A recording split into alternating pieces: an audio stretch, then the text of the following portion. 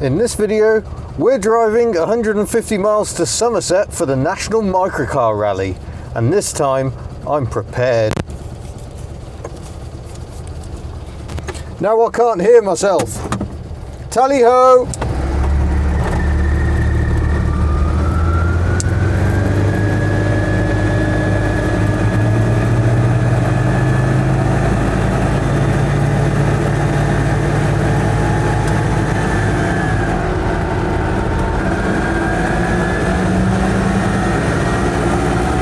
So I've no idea how audible I am because I have ear defenders on, but we're going to go for a motorway crossing, a bit of bravery. Going to cross the M4 over the second Severn Crossing. Hopefully it was closed yesterday to a particularly nasty accident, but it should be open today.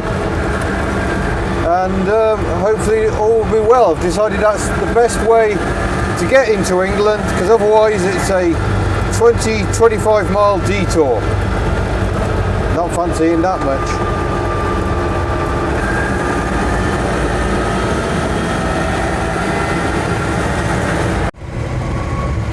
Horses. Llangors. Lake Llangors.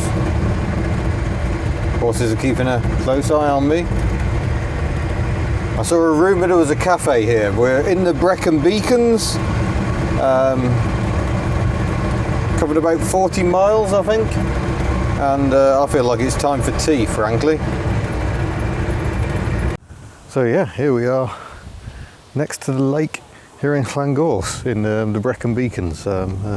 Lovely part of the world. We've still got a couple of hours ahead of us to get down to the National MicroCar Rally, but you know, sometimes you just gotta take in the view, haven't you? Tuk and ducks. Marvellous. So we shall continue in this little former invalid carriage. Someone's just left a comment on a different video asking for a bit more history, asking where all these invalid carriages have gone. And it's kind of a fair point. I know some of you have been along for the ride and have obviously, you know, I've covered the history in the many videos in the Project Invacar playlist if you go and have a look. But yeah, designed for wheelchair users. That's braking, steering is as you'd kind of expect, and there's the throttle there, CVT, belt drive, don't need a gearbox. So I've just got a little gear selector down here, does forwards or backwards, having to still use the bungee to hold it in gear, but that's all fine. Doors both sides, idea being that the seat slides across, so you can transfer from your wheelchair, haul yourself in, and then haul the wheelchair in next to you. Pleased to say we've come a long way since this was considered a suitable method, but you've got to remember at the time there really were no options. Today, mobility scooters are so much better that they've kind of replaced these cars. These cars were the mobility scooters of their day. You weren't meant to go covering long distance in them. It's quite astonishing that she's so able to do it. But yeah, they were mostly owned, not all, some were privately owned, mostly owned by the British government and given to people who needed them in the same way that crutches or NHS specs were given to people who needed them, who couldn't afford any other methods themselves. That scheme ended in 2003. I think Tuk's last MOT in service was 2002, so there's a good chance she was one of the last in service, and then they were all ordered scrapped by the government because they were theirs and they didn't need them anymore and didn't think they'd be sellable. And furthermore, the reason the scheme came to an end really was on safety grounds, so they wouldn't want them to be sold.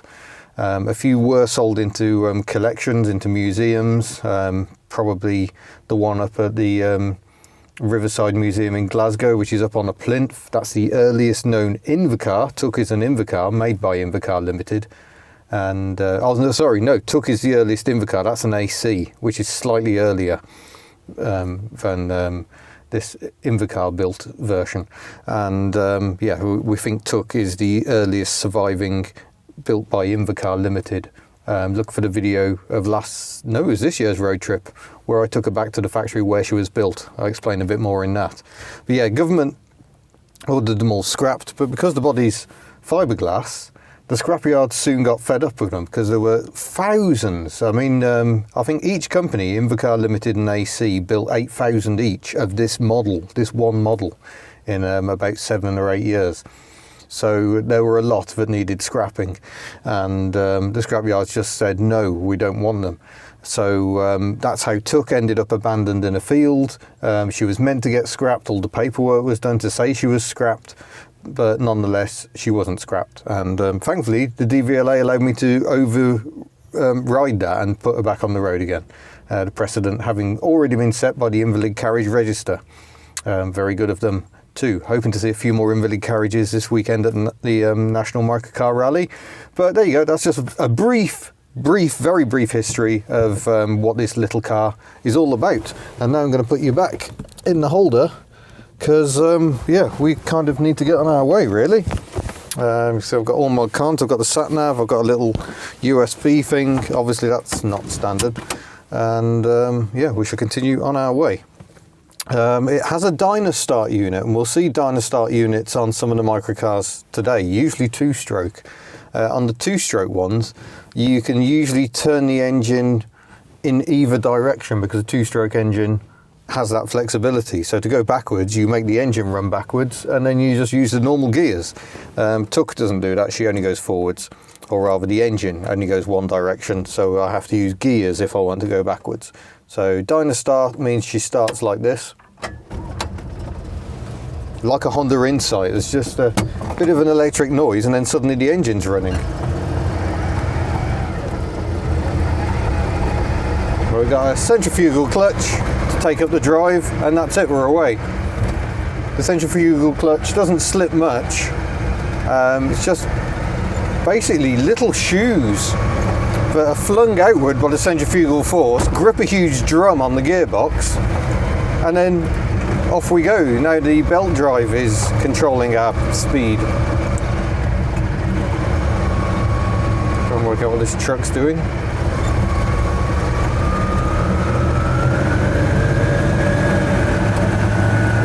Well, we're going to return to the road and continue our journey.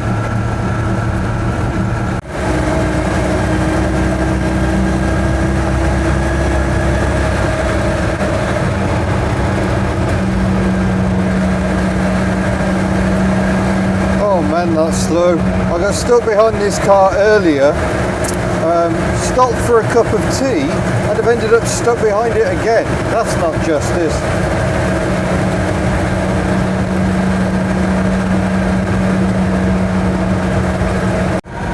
The only slight comfort comes from the fact that they blatantly ignored a road closure sign, and I guess they're paying the price for that. I think she had to turn up all the way around and then come back round, and that's why I've ended up behind her again. I know speed limits are limits and not a target, but by heck.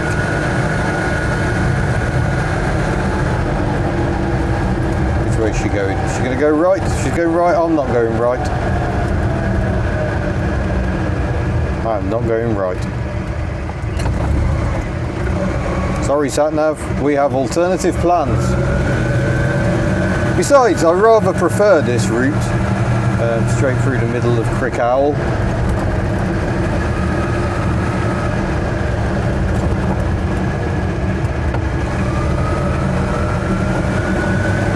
Lovely little town, but no time to stop today.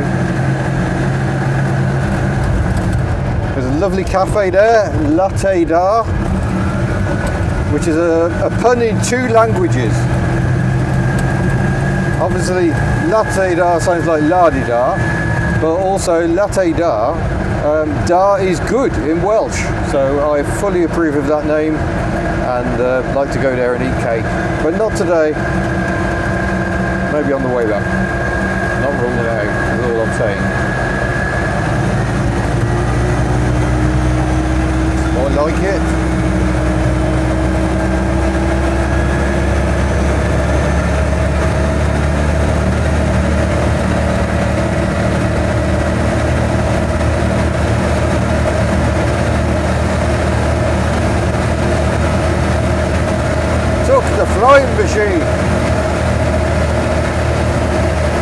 going to brave motorway today. She needs to do a lot of this. So get used to it, old girl.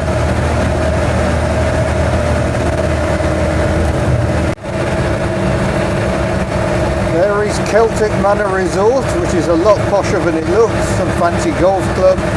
Built G8 Summit up there.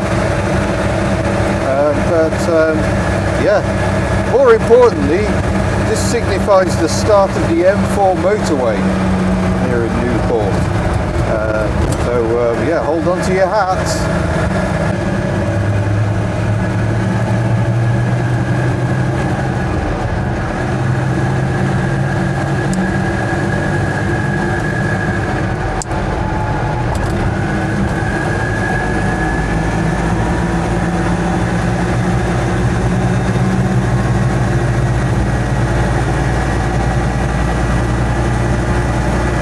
Go then. For anyone questioning the legality, first of all, TUC is a different class of Invacar, invalid carriage to the ones that were originally banned. The earliest Invacars were flat out at 30. I can't really flash, my headlamps aren't bright enough.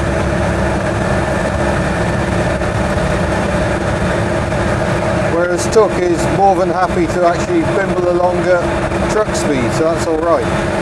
Secondly, she's no longer registered as an invalid carriage, although we think that was an unnecessary change. I could have just left her as an invalid carriage, but I'm happier with her registered as a tricycle.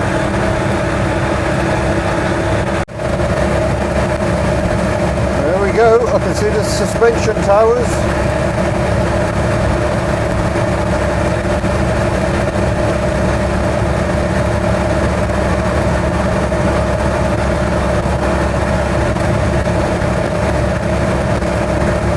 Direction seems to be coming from behind, so that's good. I really don't want crosswinds. It's why I'm keeping my speed pegged back to the speed of this truck at the moment in case I get blown around a bit.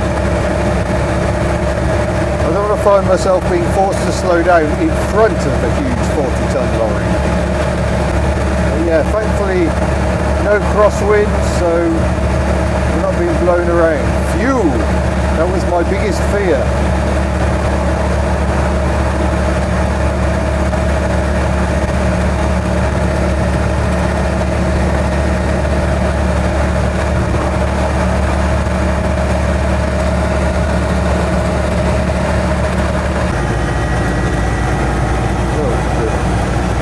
Fell off. Okay, motorway driving isn't the most fun in an Invacar. The mirrors are terrible, the blind spots are enormous. I already managed to upset a van, but then he was dilly-dallying in my bloody blind spot. I don't think people appreciate how big blind spots can be. I've had issues in Foxan as well. The blind spots in Foxan are enormous. People just dawdle in the blind spots. Don't do that.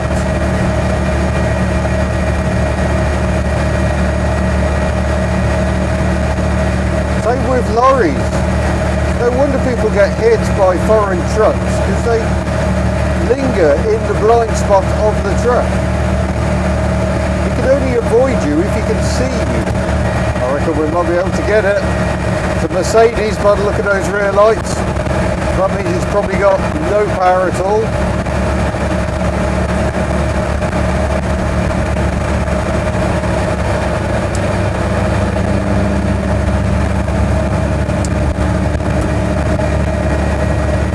It is indeed a Mercedes.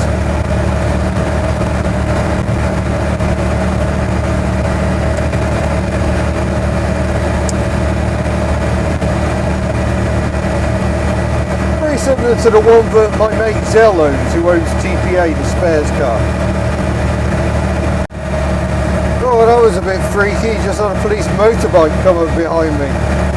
Thought I was going to get a tug, but no, we're just pulling off the motorway. All is good. 12 miles to go.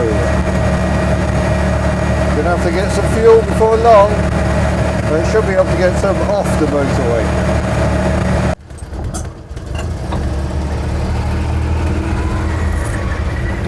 There we go.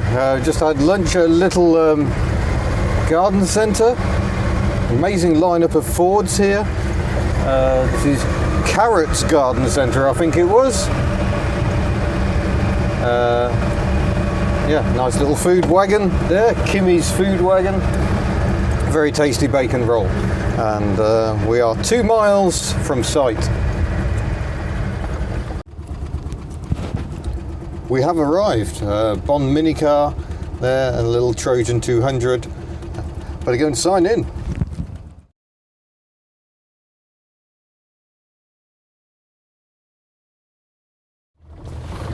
And so it's time to leave.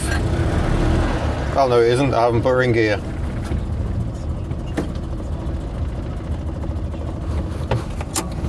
And so now it's time to leave the National MicroCar Rally.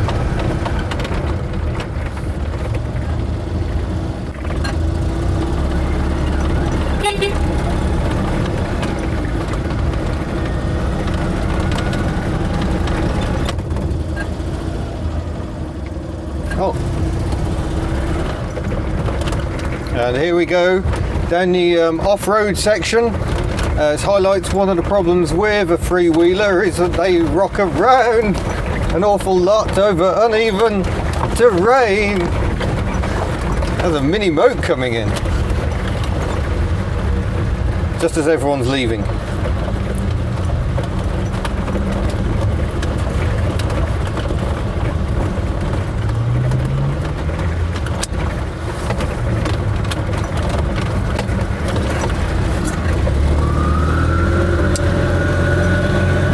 There we go. That was the National MicroCar Rally, and it was amazing.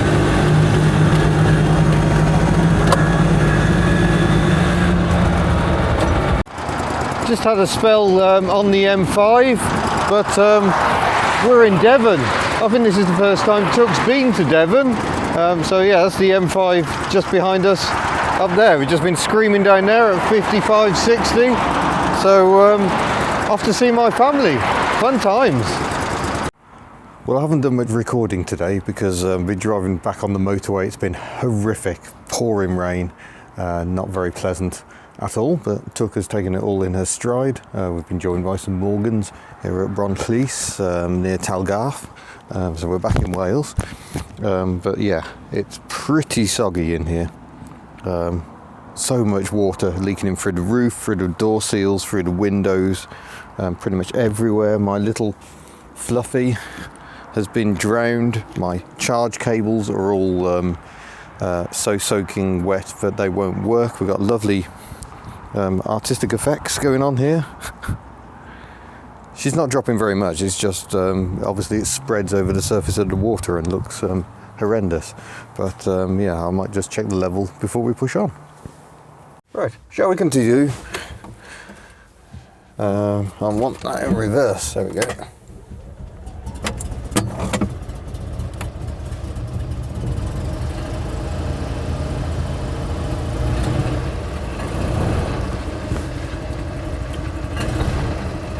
Yep, so there's Morgans everywhere at the moment. I seem to be having a nice time. Generally, consternation is being caused everywhere. Very nice Morgans about the place. I wonder how dry they are inside. But yeah, it's been very challenging. The visibility on the motorway was terrible. I've also got an issue where this indicator stalk is broken, so I'm having to run on side lights at the moment. I was running on headlights on the motorway, but I had to hold the stalk in.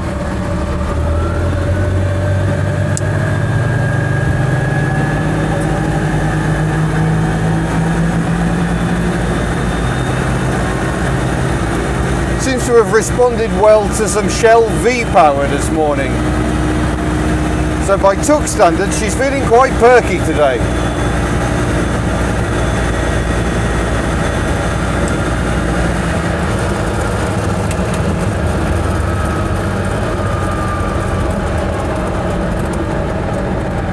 Ooh. But we're now over 400 miles for this trip. I think there's still about 40 miles to go, and then we'll be home.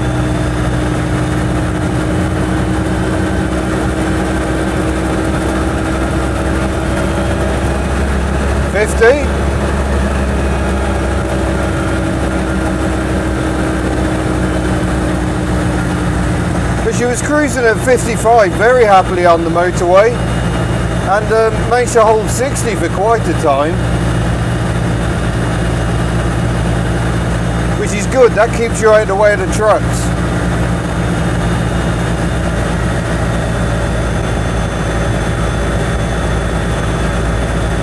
We shall keep pushing on for home. I didn't win furthest travelled at the show. I presented the award for that. That went to someone who drove a Bond minicar 300 miles to the show. Having driven a Bond minicar, this feels like the very height of refinement by comparison, so fair play to whoever won that one. Can't remember his name, but an impressive effort. Also, a Hubnut fan won he came second in the metal category with his NSU Prince, but he left before the award ceremony. That was Robert, I think. Well done, Robert.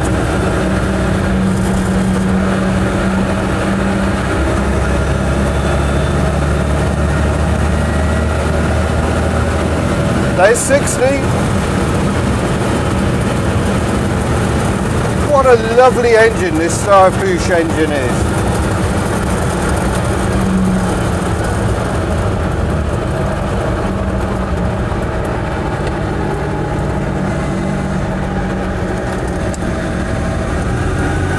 So I'm going to have to get a new indicator stalk, but I shall push on to home.